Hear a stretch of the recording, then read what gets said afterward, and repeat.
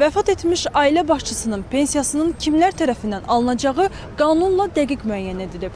Bu ödəniş əsasən iqtisadi gəliri azalan ailələrin sosial müdafiəsini təmin etmək üçün nəzərdə tutulub.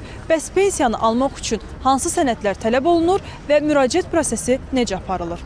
18 yaşına qədər övladı varsa və yaxud həmin övlad 18 yaşdan sonra əyani təhsil alırsa, 23 yaşını keçməmək şərti ilə 23 yaşına qədər və yaxud həmin övladı 18 yaşına qədər əlilliyi müəyyən olunubsa və həmin əlilliyi 18 yaşdan sonra da davam edirsə, o halda həmin övladı da əlillik müddətində vəfat etmiş ailə başçısının göstəricilərinə görə pensiya ilə təmin olunurlar. Hazırda qanunvericilikdə vəfat etmiş şəxsin pensiya kapitalının birdəfəlik şəkildə onun vərəsələrinə verilməsi ilə bağlı hər hansı tənzimləmə mövcud deyil. Buna görə də müraciət mütləqdir. Bəs ölən şəxslərin pensiya kapitalında kimlər yararlana bilər?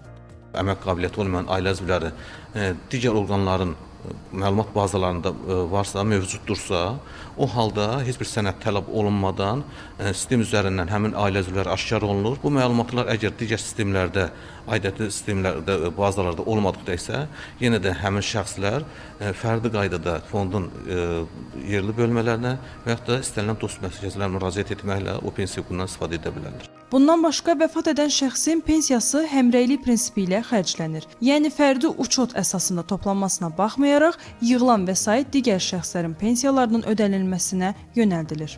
Pensiya yaşında olan həyat yoldaşı dünyasını dəyişibsə, qadın o halda ala bilər ki, özü də pensiya yaşında olur və bu zaman seçim edir.